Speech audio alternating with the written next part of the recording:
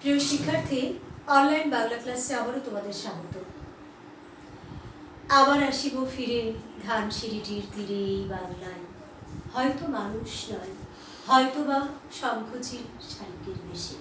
প্রিয় শিক্ষার্থী, তোমরা নিশ্চয়ই জানো যে এ দুটো লাইন হচ্ছে বিখ্যাত কবি জীবনানন্দ দাশের কবিতার।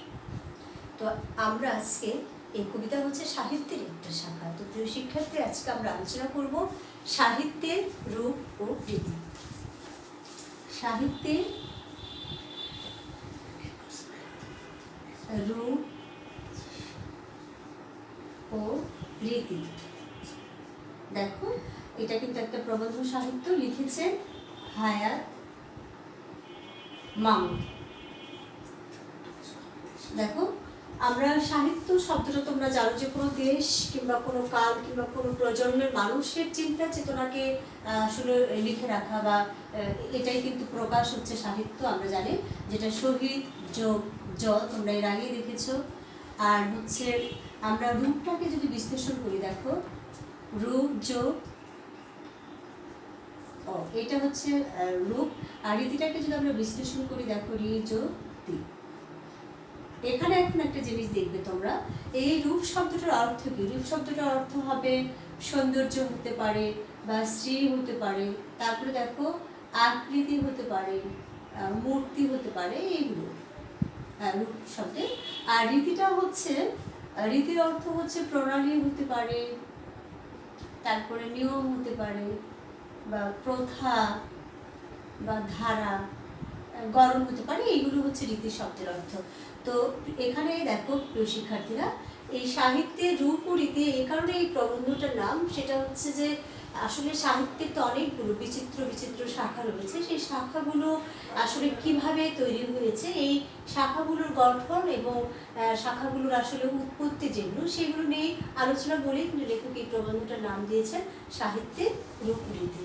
তো আমরা এবারে হায়াত মাহমুদ সম্বন্ধে জানবো। দেখো, ওনার জন্ম হচ্ছে 2রা জুলাই 1939।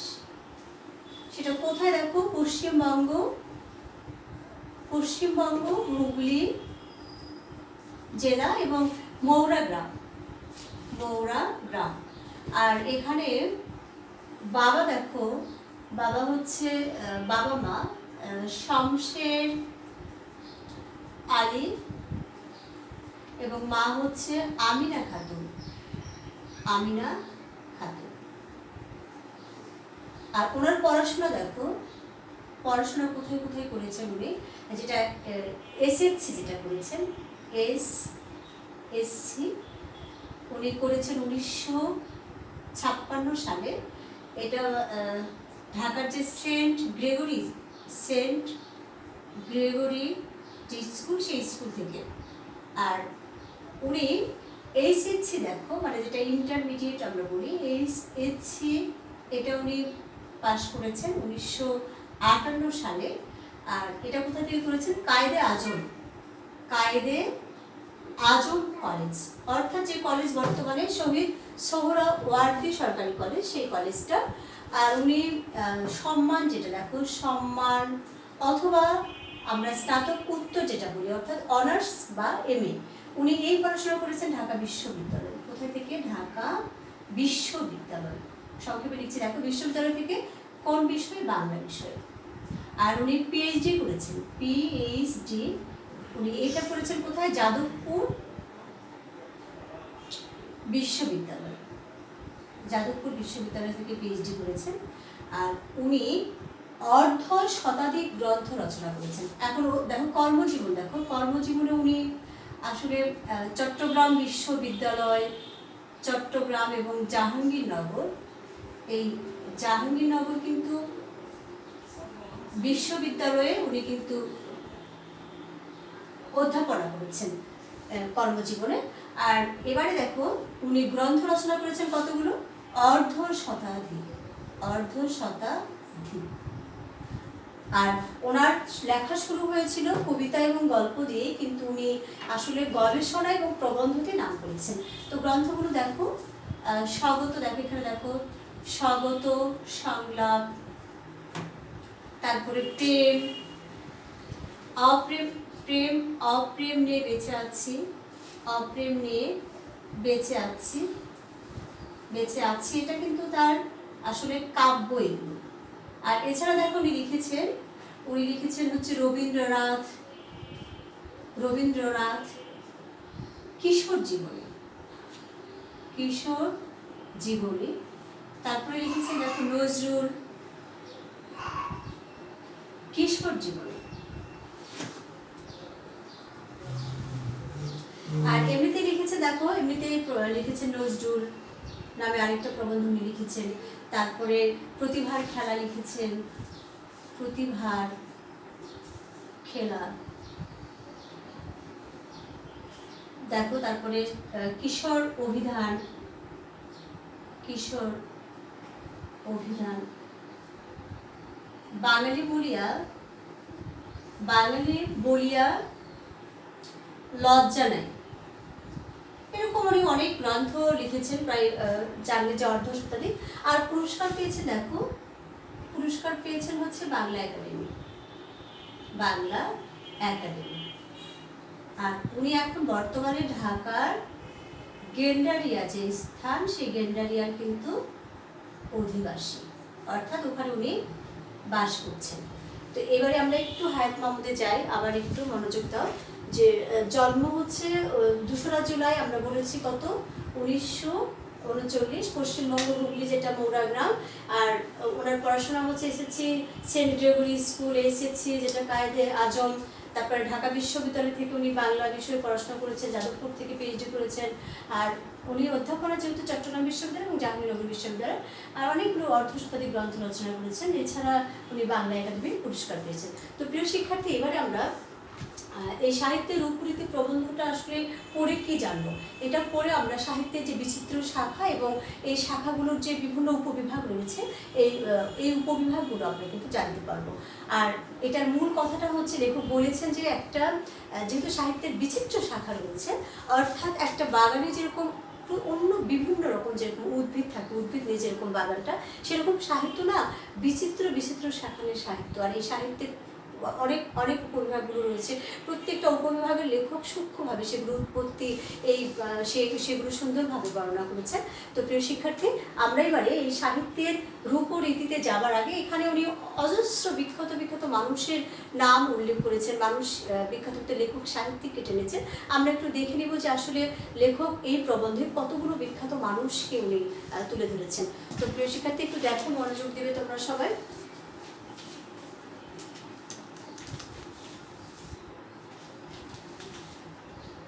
দেখো, উনি কিন্তু বঙ্কিমচন্দ্র, দেখো বঙ্কিমচন্দ্র চট্টোপাধ্যায় কিন্তু লিখেছেন। আমরা জানি যে ইংরেজি উপন্যাসের আদলে প্রথম কিন্তু উপন্যাস, পাশ্চাত্য স্টাইল অনুসরণ করে কিন্তু বঙ্কিমই প্রথম উপন্যাস লেখেন। আর ওনাকে কিন্তু সার্থক ঔপন্যাসিক বলা হয় বঙ্কিমচন্দ্র, দুর্গেশ নন্দিনী রচনাকে বলা হয় রচনার জন্য। মাইকেল মধুসূদন দত্ত বাংলা সাহিত্যে যুগান্তকারী প্রতিভা, এবং নাটকের জন্য কিন্তু ওনাকে আসলে যুগান্তকারী বলা হয়, কারণ উনি প্রথম ট্র্যাজেডি, কমেডি, প্রহসন এগুলো বাংলা নাটকের জন্য করেছেন বলে লেখক এই প্রবন্ধে বলেছেন। রবীন্দ্রনাথ আমরা জানি যে বিশ্বকবি, এবং উনি বাংলা নাটকের মোড় ঘুরিয়ে দিয়েছেন। এটা একটা শুধু কথা না, উনি ভীষণ জনপ্রিয় বাংলা উপন্যাসে, এবং সবচেয়ে বড় কথা বাংলা ছোট গল্পের জনক রবীন্দ্রনাথ, এই প্রবন্ধে উল্লেখ আছে। অতুল প্রসাদ কিন্তু আমরা জানি যে এখানে ওনার একটা বিখ্যাত একটা কবিতা আছে, যে গানও আছে, যেটা মোদের গরব মোদের আশা আমরি বাংলা ভাষা।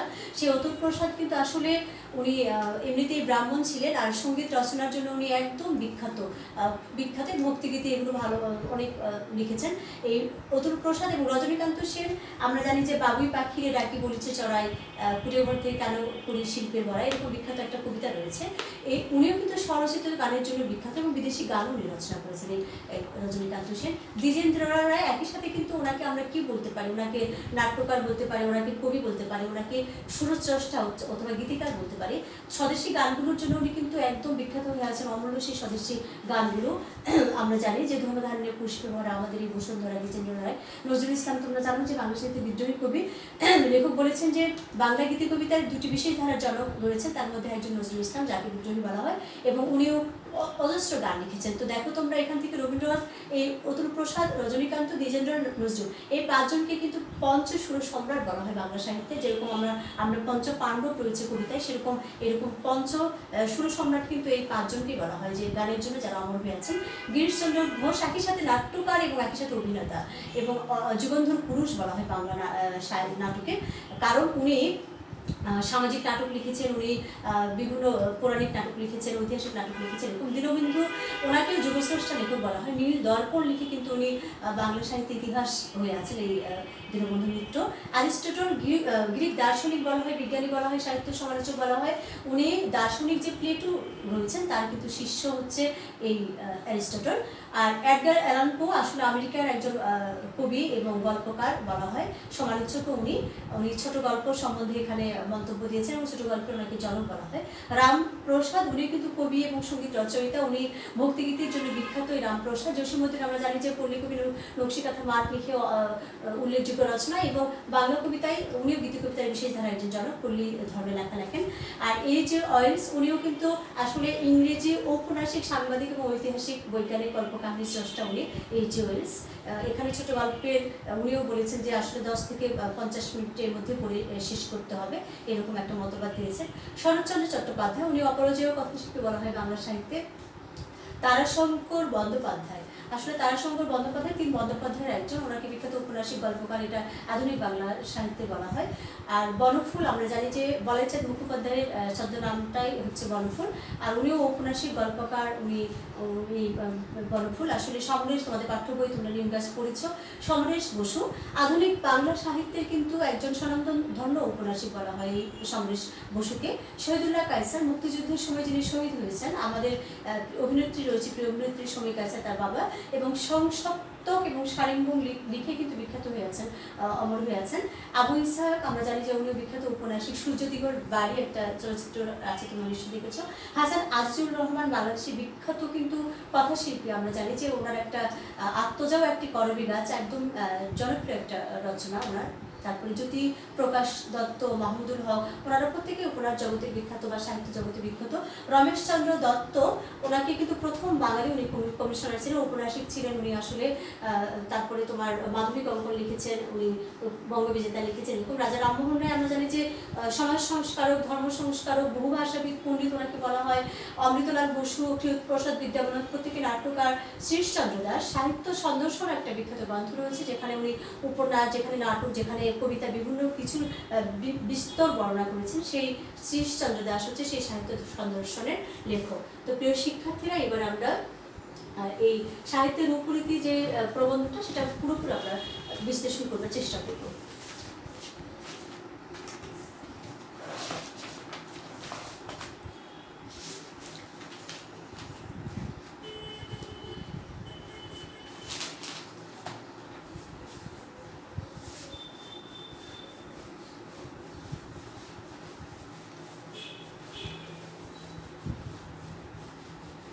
দেখো, সাহিত্যের আসলে রূপ ও রীতি, আর সাহিত্যের রূপটা কি হবে, সাহিত্যের রীতিটা কি হবে, আমরা একই সাথে সবই জেনে নেব। এখানে দেখো, আমরা শাখাগুলো একটু দেখি, আসলে শাখাগুলো কি কি আছে। আমরা জানি যে সাহিত্যের মধ্যে কবিতা রয়েছে, তারপরে দেখো নাটক, তারপরে ছোট গল্প রয়েছে,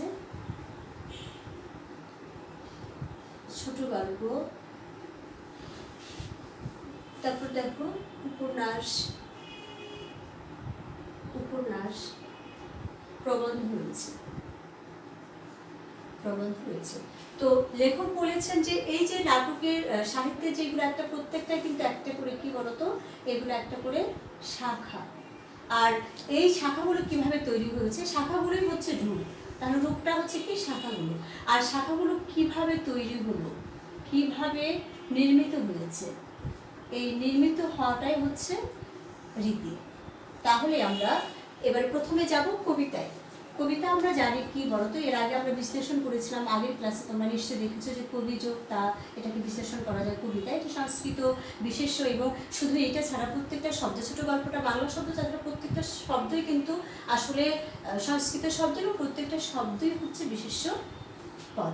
তো কবিতা আমরা জানি যে ছন্দবদ্ধ ভাষায়, সংজ্ঞাটা দেখো, ছন্দবদ্ধ ভাষায় পদ্যে আকারে লিখিত, কিন্তু পদ্যে আকারে যা লিখিত হয়, লিখিত তাই কিন্তু হচ্ছে কি বলতো কবিতা।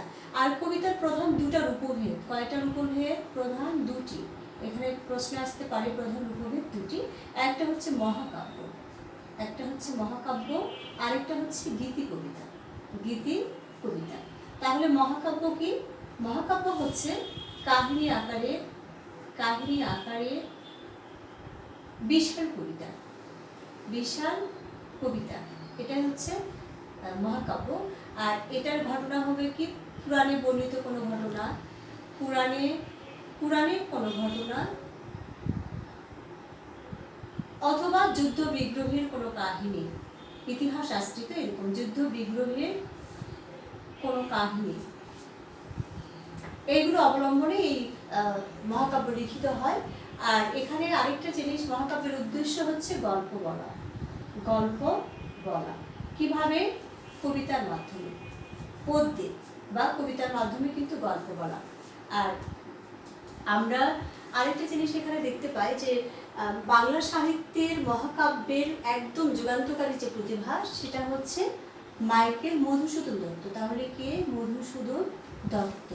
উনি কি লিখেছিলেন মহাকাব্য? সেটা হচ্ছে মেঘনাদ বধ কাব্য, মেঘনাদ বধ কাব্য।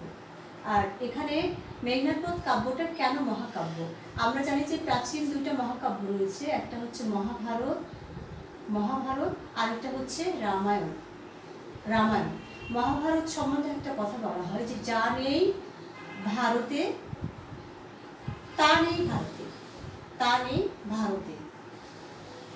অর্থাৎ এই ভারতটা দেশ, আর এই মানে এই ভারতটা হচ্ছে মহাভারত, যেটা মহাকাব্য, আর এই ভারতটা হচ্ছে দেশ। অর্থাৎ মহাভারতে এমন কিছু নেই যেটা ভারতে নেই, মানে ভারতে এমন কিছু নেই যেটা মহাভারতে নেই, এরকম।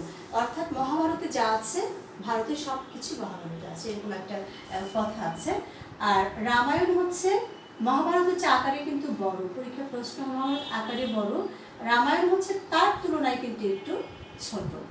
আর রামায়ণের কাহিনী কি? সেটা হচ্ছে রাক্ষস রাজ রাবণ, যে লঙ্কা দ্বীপের অধিপতি, সেই রাক্ষস রাজ রাবণের সঙ্গে রাম লক্ষ্মণের যে যুদ্ধ হয়, অর্থাৎ রাবণের যে বোন সুপর্ণখা, এখানে প্রশ্ন হয় কিন্তু যেহেতু আছে তোমাদের সেই সুপর্ণখা, এই সুপর্ণখা লক্ষ্মণকে একসময় উত্ত্যক্ত করতো।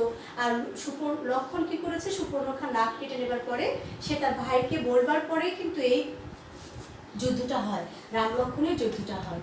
আর সেই যুদ্ধে সীতাকে তার হরণ করে নিয়ে যায়, আর সীতাকে হরণ করার পর থেকে যুদ্ধ শুরু হয়। আর এই যুদ্ধে রাক্ষসরাজ রাবণের কিন্তু ছেলে যে বীরবাহু এবং তার ছেলে মেঘনাদ মারা যায়, আর মেঘনাদকে লক্ষ্মণ নিরস্ত্র অবস্থায় হত্যা করে। তো এই কাহিনীর নাম এই কারণে হয়েছে যে মেঘনাদ বধ কাব্য। তো প্রিয় শিক্ষার্থীরা, এবার আমরা গীতি কবিতায় যাব, যে আসলে গীতি কবিতাটা কি। গীতি কবিতা হচ্ছে, দেখো একটু, যে গীতি কবিতায় ব্যক্তি হৃদয়ের ভাবুচ্ছ্বাসের পরিস্ফুটন, ব্যক্তি হৃদয়ের ভাবুচ্ছ্বাসের পরিস্ফুটন মাত্র যাহার উদ্দেশ্য, এরকম বলা হয়। এই পরিস্ফুটন মাত্র যাহার উদ্দেশ্য, অর্থাৎ এখানে শুধু ব্যক্তির হতে পারে কবি মনের অভিব্যক্তি, কবি মনের অভিব্যক্তি অথবা কবি মনের প্রকাশ, এরকম। আর গীত কবিতাটা, কাহিনীটা যেহেতু মহাকাব্যের মতো এত দীর্ঘ না, গল্প বলার উদ্দেশ্য না, সেখানে কাহিনীটা তেমন একটা দীর্ঘ হয় না। আর লেখক বলেছেন যদি হয়ও তবু সমস্যা নেই। কেন সমস্যা নেই? কারণ ওই কাহিনীটা তো লেখক বা কবির মনের একটা অভিব্যক্তি, কবি মনেরই প্রকাশ, এই কারণে এখানে কোনো সমস্যা হবে না। আর উনি বলেছেন যে আমরা যদি এটাকে কোনগুলো গীতি, প্রাচীন যে বৈষ্ণব কবিতাগুলো আছে, বৈষ্ণব কবিতাগুলি হচ্ছে গীতি কবিতার নিদর্শন, মানে উল্লেখযোগ্য একটা দিক।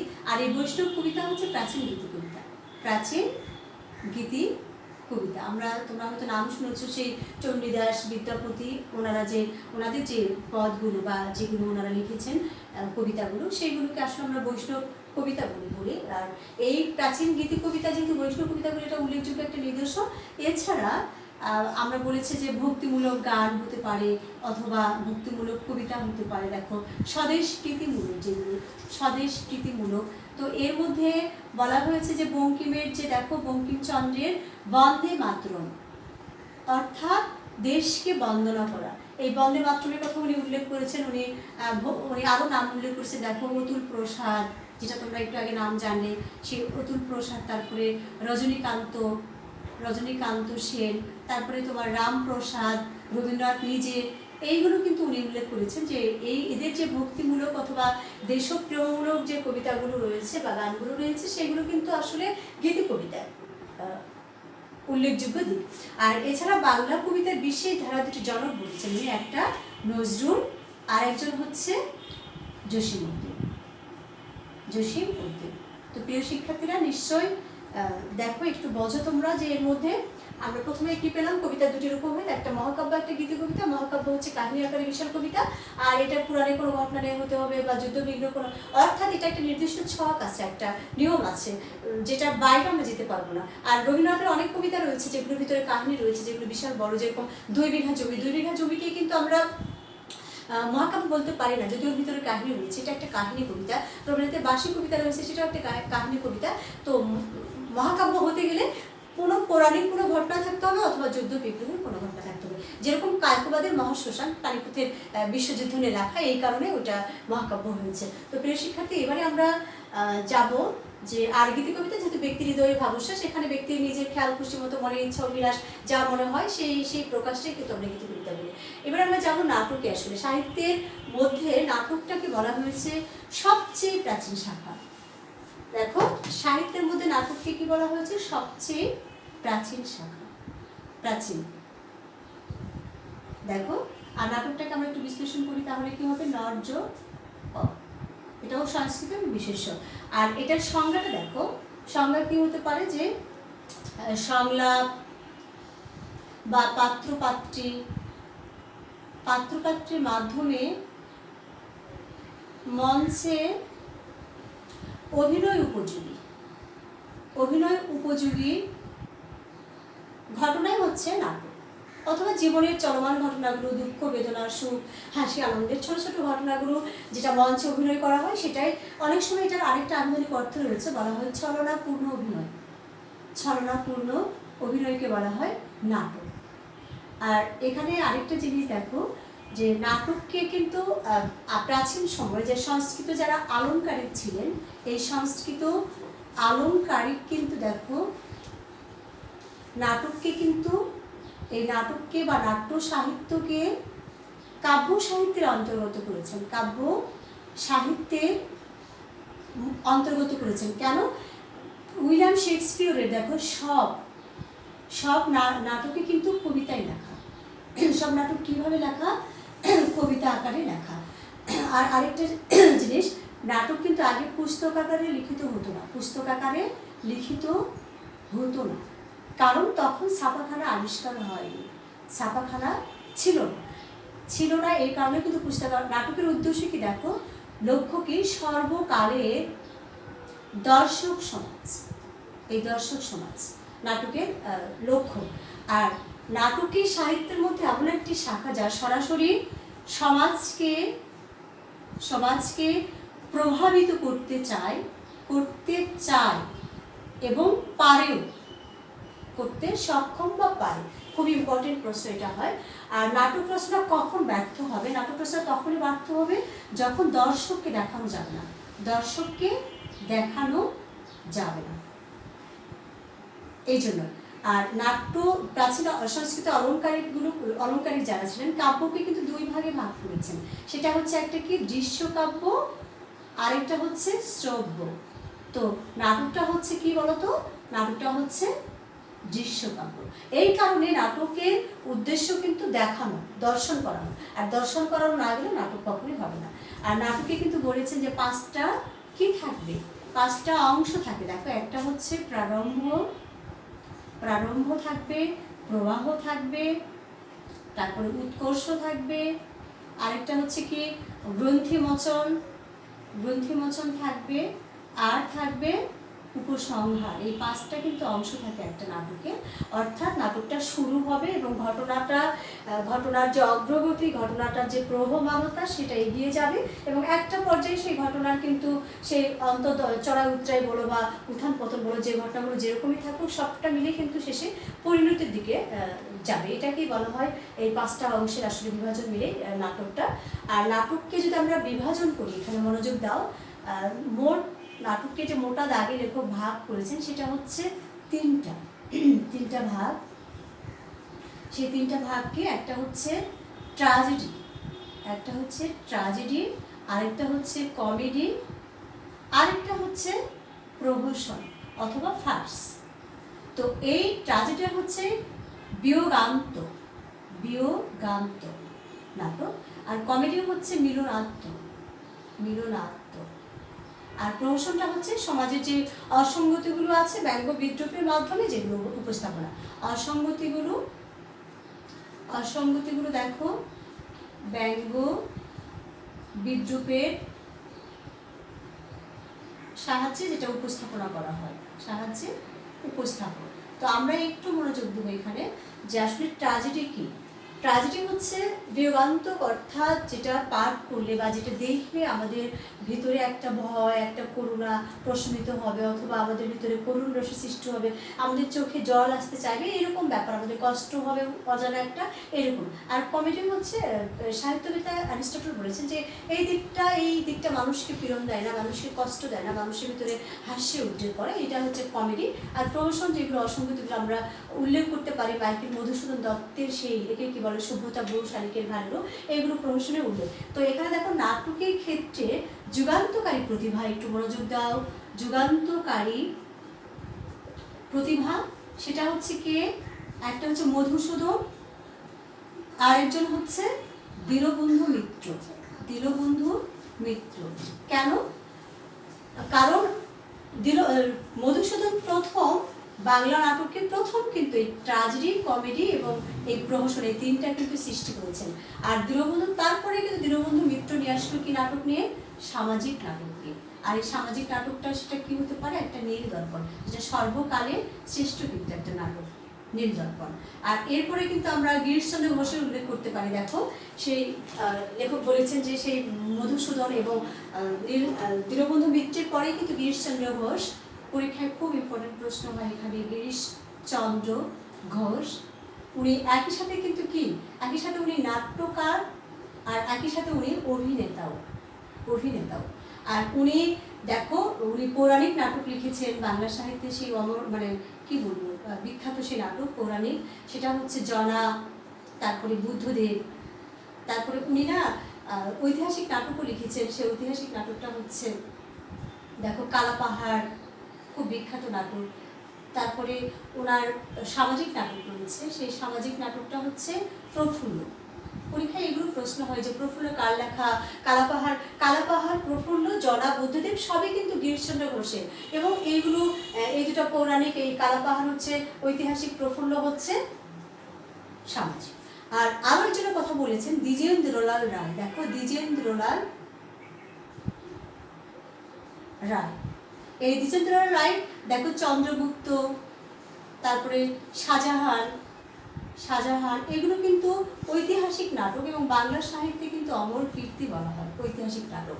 তাহলে নাটকের ক্ষেত্রে আমরা কাকে পেলাম, যুগান্তকারী প্রতিভা মাইকেল মধুসূদন দত্ত এবং দীনবন্ধু, তারপরে আমরা পেলাম গিরিশচন্দ্র ঘোষ, তাই একই সাথে নাট্যকার অভিনেতা, তারপরে পেলাম আমরা যে দ্বিজেন্দ্রলাল রায়, উনি চন্দ্রগুপ্ত এবং শাহজাহান লিখে ঐতিহাসিক নাটক লিখে বিখ্যাত হয়ে আছেন। এছাড়া উনি কিন্তু অমৃতলাল বসু, ক্ষীরোদপ্রসাদ, বিদ্যাবনদ, এরকম অনেক বিখ্যাত ব্যক্তির নাম উল্লেখ করেছেন যারা নাট্য সাহিত্যকে উন্নীত করেছেন। কিন্তু একটা ইম্পর্টেন্ট প্রশ্ন ঢুকে আছে যে বাংলা নাটকের মোড় কে ঘুরিয়ে দেন। দেখো বাংলা নাটকের মোড় ঘুরিয়ে দিয়েছেন কে, সেটা হচ্ছে এই মোড়টা ঘুরিয়ে দেন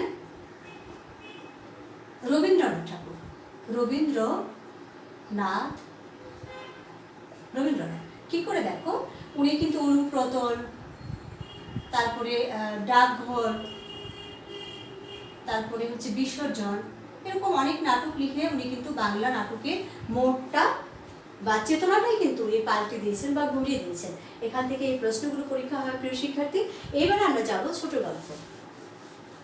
দেখো ছোট গল্পে ছোট গল্পটা হচ্ছে বাংলা কিন্তু শব্দ, এটা আসলে দেখো আমরা জানি যে উপন্যাসের চেয়ে, দেখো এখানে ব্যাখ্যাটা হবে এরকম, উপন্যাসের চেয়ে ছোট পূর্ণ গল্প, এই পূর্ণ গল্পটাই হচ্ছে ছোট গল্প। ছোট গল্প কি করে দেখো যে আমরা জানি যে উপন্যাসের চেয়ে ছোট, কিন্তু পূর্ণ গল্পই হচ্ছে ছোট গল্প। একটা সময় যখন ছাপাখানা আবিষ্কার হয়নি তখন কিন্তু গল্প বলার চল ছিল, আর তখন এই গল্প বলার যখন চল ছিল, একটু মনোযোগ দাও, গল্প বলার যখন চল ছিল সেই সময়ে বড় আকারের গল্প তাকে বলা হতো কি জানো, তাকে বলা হতো হচ্ছে উপন্যাসিকা। আর ছোট যে গল্পগুলো সেই গল্পকে বলা হতো উপন্যাস। এটা একটা সময় ছিল। আর এই ছোট গল্পটা হচ্ছে যে কাহিনীর শুরু থেকে শেষ পর্যন্ত কি করে না, বলে দেয় না। এই কারণে এর আরম্ভ এবং শেষ কিন্তু দুটোই কি হওয়া দরকার, নাটকীয় হওয়া চাই। এটা কিন্তু এই ছোট গল্পের। এবং লেখক বলেছেন যারা ছোট গল্পের শেষটা বুঝতে পারে না, শুরুটা কি করে করতে হয় সেটা বোঝে না, তারা যে আসলে তারা যদি ছোট গল্প লিখতে যায় সেটা তাদের জন্য একটা বা অন্য একটা হবে, একটা মানে লাঞ্ছনার ব্যাপার হবে, এটা ঠিক না। এটা আসলে একটা যে শিল্প মূল্য যেটা বা শিল্প যেটা গুণ যেটা সেটা জেনে বা বৈশিষ্ট্যটা জেনে সেই ছোট গল্প লিখতে হবে। রবীন্দ্রনাথ কিন্তু বলেছে যে ছোট প্রাণ, ছোট ব্যথা, ছোট ছোট দুঃখ কথা, নিতান্তই সহজ সরল, এরকম উনি বলেছেন যে আসলে ছোট গল্পটা এমন হতে হবে যে গল্পটার অনেক পাত্র পাত্রী থাকবে না, অনেক ঘটনা থাকবে না, যেখানে খুবই সংক্ষেপে থাকবে, খুবই সরল জীবনযাপন কিংবা ছোট জীবনযাপনের কোনো ছোট ছোট খণ্ড চিত্রগুলো থাকবে। এবং এইগুলোর শেষ যখন হবে তখন মানুষের ভিতরে না একটা আকাঙ্ক্ষা কাজ করবে, মানুষের ভিতরে একটা অন্য একটা অতৃপ্ত ব্যাপারটা কাজ করবে, যেটা শেষ হয়ে গেল। কি করে শেষ হলো? তোমরা নিশ্চয় রবীন্দ্রনাথের অনেক গল্প পড়েছো, দেনাপাওনা পড়েছো, তোমরা হৈমন্তী পড়েছো, তোমরা এই গল্পগুলোর ভিতরেই তোমরা কিন্তু দেখেছো যে সমাপ্তি পড়েছো কিংবা শুভা পড়েছো, যে গল্পগুলো যে শেষ হয় কিন্তু ওর ভিতরে একটা আকাঙ্ক্ষা আমাদের রয়ে যায়। আর এটা বলা হয়েছে সাহিত্যের সর্বকনিষ্ঠ শাখা, মানে সবচেয়ে বয়স কত হবে, 40 থেকে 50 বছর। তাহলে আমরা যদি বলি যে সাহিত্যের সর্বকনিষ্ঠ শাখা কি, তাহলে হবে এটা ছোট গল্প। আর কত বছর বয়স হবে সেটা হচ্ছে 40 থেকে 50 বছর।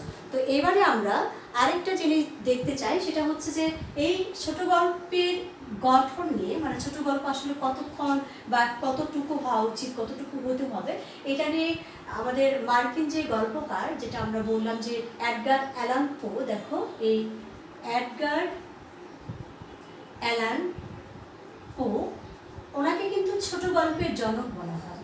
ছোট গল্পের জনক বলা একটা খুব গুরুত্বপূর্ণ প্রশ্ন, ছোট গল্পের জনক কি? পো, এডগার অ্যালান পো। কিন্তু দেখো এর মধ্যে আরেকটা প্রশ্ন লুকিয়ে আছে, তাহলে বাংলা ছোট গল্পের জনক কি হবে? বাংলা ছোট গল্পের জনক হচ্ছে রবীন্দ্রনাথ ঠাকুর। কারণ দেখো তাহলে এই এডগার অ্যালান পো উনি কি বলেছেন? উনি বলেছেন যে গল্পটা এমন হওয়া উচিত যেটা আধ ঘন্টা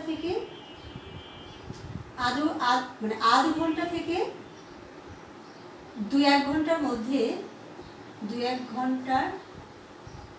মধ্যে পড়ে শেষ করা যাবে। মানে গল্পটা পরিধি এমন হবে যে আধ ঘন্টা থেকে 2-1 ঘন্টার মধ্যে পড়ে শেষ করা উচিত, এরকম একটা পরিধি থাকতে হবে ছোট গল্পের। কিন্তু দেখো আরেকজন ইংরেজি গল্পকার কিংবা লেখক বা সমালোচক যিনি, উনি বলেছেন যে H.G. ওয়েলস, উনি বলেছেন আবার যে 10 থেকে 50 মিনিটের মধ্যে পড়ে শেষ করা যাবে, এরকম পরিধির হতে হবে ছোট গল্প। তো প্রিয় শিক্ষার্থীরা, এবারে আমরা একটু ছোট গল্পের ভিতরে যাই, যে আমরা আসলে কি এখানে পেলাম। যে উপন্যাসের চেয়ে আসলে ছোট একটা পূর্ণ গল্প, যে এই শব্দটা কিন্তু আসলে বাংলা, এটা বিশেষ্য একটা পদ। তো দেখো, আর এই গল্প একটা সময় যখন ছাপাখানা আবিষ্কার হয়, তখন গল্প বলার যেহেতু চল ছিল, তখন বড় আকারের গল্পগুলোর নাম ছিল উপন্যাসিকা, ছোট গল্পগুলিকে বলা হতো উপন্যাস। আর এই ছোট গল্পটা এরকম হবে যে কাহিনীর শুরু থেকে শেষ পর্যন্ত কখনোই কি হচ্ছে, কোথায় মন নিচ্ছে, এটা কাউকে বলে দেয় না। আর এটা আরম্ভ এবং শেষ এই কারণে কিন্তু নাটকীয় হয়। আর এটার সর্বকনিষ্ঠ শাখা বলা হয়, সাহিত্যের সর্বকনিষ্ঠ, যেরকম প্রাচীন হচ্ছে নাটক আর সর্বকনিষ্ঠ হচ্ছে ছোট গল্প। বয়স 40 থেকে 50 বছরের বেশি নয় বলা হয়। আর এডগার অ্যালান পো এই ছোট গল্পের পরিধি সম্বন্ধে বলেছেন যে আসলে আধা ঘন্টা থেকে শুরু করে 2-1 ঘন্টার মধ্যে এটা পড়ে শেষ করা যায়। আধা ঘন্টার মধ্যেও শেষ হতে পারে, অথবা 2-1 ঘন্টার মধ্যে পড়ে শেষ করা যায়, এমন পরিধি হওয়া উচিত। আর ওনাকে ছোট গল্পের জনক বলা হয়। আর বাংলার ছোট গল্পের জনক রবীন্দ্রনাথ ঠাকুর। আর এই জুয়েলস আমরা বলেছেন 10 থেকে 50 মিনিটের মধ্যে পড়ে শেষ করা যায়, এমন গল্পই হচ্ছে ছোট গল্প। তো প্রিয় শিক্ষার্থী, এবারে আমরা ছোট গল্পের অনেক রকম প্রকার উনি বলেছেন। প্রকার অনেক রকম হতে পারে, সেটা সামাজিক হতে পারে, অতি প্রাকৃতিক হতে পারে, এরকম অনেক প্রকার আছে। নাটকেরও উনি কিন্তু নাটকেরও প্রকার দিয়েছিলেন, যে ঐতিহাসিক নাটক আছে, কাব্যধর্মী নাটক আছে, তারপরে ধ্রুপদী বা এই যে ক্লাসিক্যাল যে নাটকগুলো রয়েছে, এগুলো নাটকের কথা উনি বলেছেন। মানে মোটা 3টা বিভাজন উনি ট্র্যাজেডি, কমেডি, প্রফেশনের বাইরেও উনি আরও যদি উপভেদ করতে গেলে উনি এই নাটকগুলোর কথা বলেছেন, যে সামাজিক অথবা ঐতিহাসিক অথবা পৌরাণিক এই নাটকগুলো। তো এবার আমরা যাব উপন্যাস। উপন্যাস দেখো, উপ যোগ নি যোগ অস যোগ অ, এই শব্দটাও কিন্তু সংস্কৃত। এবং উপন্যাস হচ্ছে, দেখো, যে আমরা জানি যে কোনো কাহিনী হতে পারে বা গদ্য আকারে এমন কোনো কাহিনী, যে কাহিনীটা হচ্ছে কি থাকতে পারে, কোনো ঘটনা থাকতে পারে, ঘটনার বিন্যাস থাকতে পারে। অর্থাৎ আমরা সহজ করে যদি বলি তাহলে হবে ঔপন্যাসিকের জীবনানুভূতির প্রকাশই হচ্ছে উপন্যাস। প্রকাশই হচ্ছে উপন্যাস। অথবা বলা হয় যে গদ্যে আকারে, দেখো, গদ্যে লিখিত দীর্ঘ আখ্যায়িকা হতে পারে, অথবা বলেছে উপাখ্যান হতে পারে, যেখানে আসলে পূর্ণ জীবন বিস্তৃত থাকে বা জীবনের পূর্ণ বিস্তার থাকে। যেরকম এখানে কিন্তু আমরা বলেছি যে ছোট গল্পগুলোর মধ্যে না জীবনের ক্ষুদ্র ক্ষুদ্র ঘটনাগুলো বা চলমান ছোট ছোট ঘটনাগুলো যেহেতু প্রকাশ থাকে। আর এখানে একটা দীর্ঘ জীবন ধরে অনেকগুলো ঘটনার বিস্তার থাকতে পারে, উপাখ্যান, এই গদ্যে লিখিত দীর্ঘ আখ্যায়িকা এবং উপাখ্যান, এটাকে আমরা উপন্যাস বলি। এছাড়া শ্রীশচন্দ্র দাস বলেছেন যে কোনো গ্রন্থকারীকে যদি ব্যক্তিগত জীবন দর্শন অথবা ওনার জীবনানুভূতি যখন কোনো কাল্পনিক হতে পারে, এইগুলো বা কোনো হচ্ছে এই মানে বাস্তবের সঙ্গে মিলিয়ে যখন একটা শিল্প সম্মত একটা রূপ সৃষ্টি করবে, সেটাকে আমরা উপন্যাস বলি, এরকম শ্রীশচন্দ্র দাস বলেছেন। তো উপন্যাসটাকে বলা হয় সাহিত্যের শ্রেষ্ঠ শাখা। আর এটা কোথা থেকে তৈরি হলো? দেখো, বয়সটা হবে 150 বছর। কারণ মাত্র 150 বছর আগে ইংরেজি উপন্যাসের আদলে কিন্তু এই উপন্যাস লেখা হয়। আর সেটা কে লিখলেন? দেখো, বঙ্কিমচন্দ্র চট্টোপাধ্যায়। আর বঙ্কিমচন্দ্র চট্টোপাধ্যায়কে বাংলা সাহিত্যে প্রথম সার্থক ঔপন্যাসিক বলা হয়। এছাড়া কিন্তু আমরা আরও জানি যে আসলে ফুলমণি করুণার বিবরণ, হেনা ক্যাপ্টেন মলিন্সকে বলা হয় বাংলা সাহিত্যের প্রথম ঔপন্যাসিক, কিংবা কালীচাঁদ মিত্রের জ্বালালে গুরু দুলারিটাকে কিন্তু উপন্যাস বলা হয় প্রথম। কিন্তু প্রথম সার্থক উপন্যাসিক যিনি, তিনি হচ্ছে বঙ্কিমচন্দ্র চট্টোপাধ্যায়, ওনাকেই বলা হয়। তো উপন্যাসের যেহেতু ইংরেজি উপন্যাসে আদলেই তৈরি হয়েছে, আর এটা শ্রেষ্ঠ শাখা বলা হয়। সাহিত্যে যতগুলো শাখা আছে সবচেয়ে বেশি পঠিত হয়েছে কিন্তু, দেখো, সবচেয়ে বেশি পঠিত হয় উপন্যাস। আর উপন্যাসের ক্ষেত্রে বলেছেন যে রবীন্দ্রনাথ, দেখো, বঙ্কিম তো অবশ্যই আছেন, তারপরে শরৎচন্দ্র, এবং এই শরৎচন্দ্র চট্টোপাধ্যায় আবার সারা বিশ্বে যত পঠিত হয়েছে, শরৎচন্দ্রকে অপরাজেয় কথা হিসেবে বলা হয়, এবং শরৎচন্দ্র চট্টোপাধ্যায় সবচেয়ে কিন্তু বেশি পঠিত হয়েছে, সবচেয়ে বেশি পঠিত হয়েছে। কেন পঠিত হয়েছে?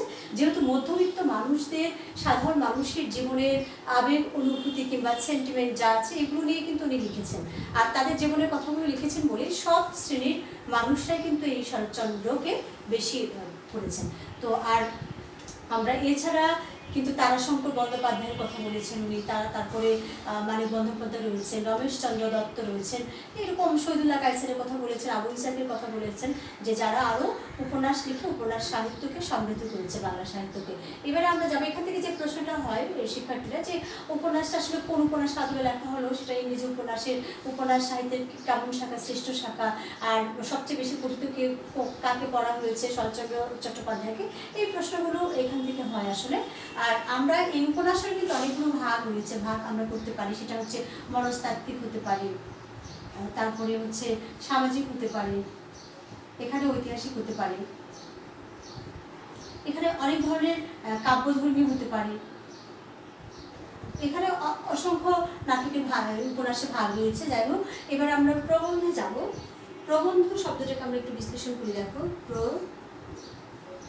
প্রবন্ধ, তো এই প্রবন্ধটা হচ্ছে, আমরা জানি যে কোনো নিবন্ধ হতে পারে, গদ্য আকারে লিখিত, গদ্যে লিখিত কোনো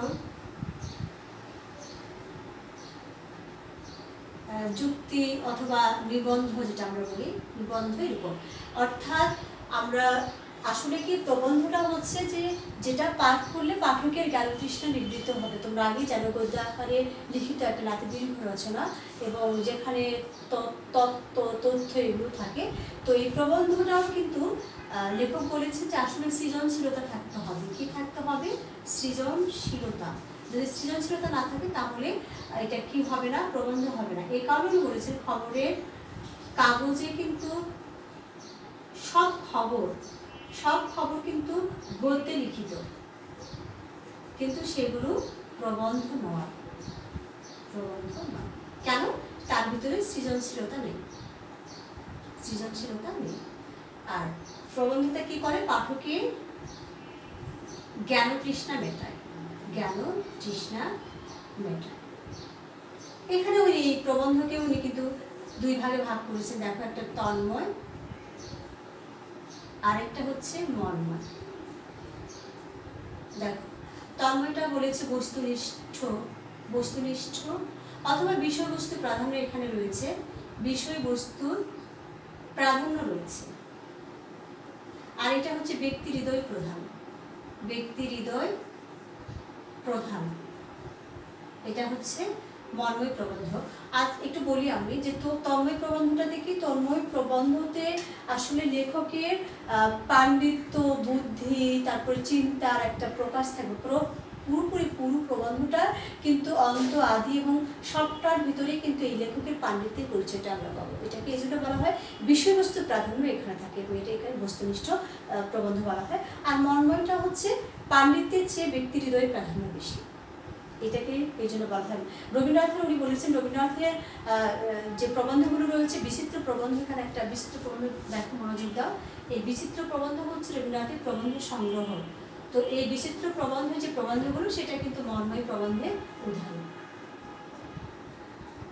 আর উনি তাছাড়া উনি একটা শব্দ করেছেন চারুকথন, বেললেতর, এবং বেললেতর থেকে যে চারুকথন যেটা হয় সেটা মন্ময় প্রবন্ধের উদাহরণ। তো প্রিয় শিক্ষার্থীরা, আমরা এখান থেকে যে প্রশ্নটা হয় সেটা হচ্ছে আসলে প্রবন্ধ কি? প্রবন্ধ হচ্ছে গদ্য আকারে লিখিত এমন একটা নিবন্ধ হতে পারে, এমন একটা যুক্তি বা তর্ক এগুলো মিলিয়ে একটা রচনা হতে পারে, যার ভিতরে মানুষের তো জ্ঞানের মানে তৃষ্ণাটা নিবৃত্ত হবে, যেখানে তথ্য থাকবে, যার ভিতরে সৃজনশীলতা থাকবে। এবং এটার দুইটা প্রকার উনি উল্লেখ করেছেন, একটা হচ্ছে তন্ময় এবং একটা হচ্ছে মন্ময়। তন্ময়টাতে লেখকের পাণ্ডিত্যের পরিচয় থাকবে, এখানে তার বুদ্ধি, তার চিন্তার এবং বিষয়ের প্রাধান্য এখানে বেশি থাকে, এবং মন্ময়টাতে ওগুলোর চেয়ে ব্যক্তির প্রাধান্য বেশি থাকে। তো এইটাই হচ্ছে আমাদের সাহিত্যের আসলে শাখাগুলো এবং শাখাগুলোর আলোচনা। তো প্রিয় শিক্ষার্থী, আমরা এবারে প্রশ্ন আলোচনায় যাব।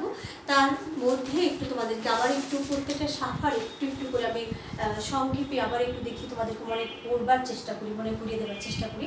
সেটা হচ্ছে যে সাহিত্যে যেহেতু অতগুলো শাখা রয়েছে, সেখানে কবিতা রয়েছে যেটা দুটা রূপভেদ উনি বলেছেন, মহাকাব্য এবং গীতিকবিতা। মহাকাব্যটা যেটা কাহিনী আকারের কবিতা উনি বলেছেন, আর গীতিকবিতা যেটা মানুষের ব্যক্তি হৃদয়ে যেটা ভাবোচ্ছ্বাস সেটা উনি বলেছেন। তাছাড়া উনি নাটকের কথা বলেছেন, সাহিত্যের সবচেয়ে প্রাচীন শাখা যেটা আগে কাব্য সাহিত্য, নাট্য সাহিত্যটা কাব্য সাহিত্যের মধ্যে ছিল এবং নাটকটা দৃশ্য কাব্য ছিল। নাটকের উদ্দেশ্য হচ্ছে সর্বকালের আসলে দর্শক সমাজ এবং এখানে সমাজকে সবচেয়ে বেশি প্রভাবিত করতে চান। উনি নাটকের 3টা বিভাজনের কথা বলেছেন, ট্র্যাজেডি, কমেডি, প্রহসন। এর বাইরেও কিন্তু উনি বলেছেন যে নাটকের আরও অনেক ঐতিহাসিক নাটক, সামাজিক নাটক বা পৌরাণিক নাটক বা ক্লাসিক্যাল নাটক, এগুলো উনি ভাগ দিয়েছেন। এর বাইরে উনি যে ছোট গল্পগুলো সেটা উনি বলেছেন যে এটা আসলে বয়স সবচেয়ে সর্বকনিষ্ঠ, মানে সবচেয়ে ছোট বয়স হলো 40 থেকে 50 বছর না এই ছোট গল্পের কোনো কাহিনীটা আসলে শুরু থেকে শেষ পর্যন্ত কখনোই বলে না, কখন শেষ হবে কখন শুরু হবে এরকম কোনো ঘটনা ওখানে থাকে না, নাটকীয় হয়। আর এখানে পোকে ছোট গল্পের জনক বলা হয়, রবীন্দ্রনাথকে বাংলা ছোট গল্পের জনক বলা হয়, এইরকম।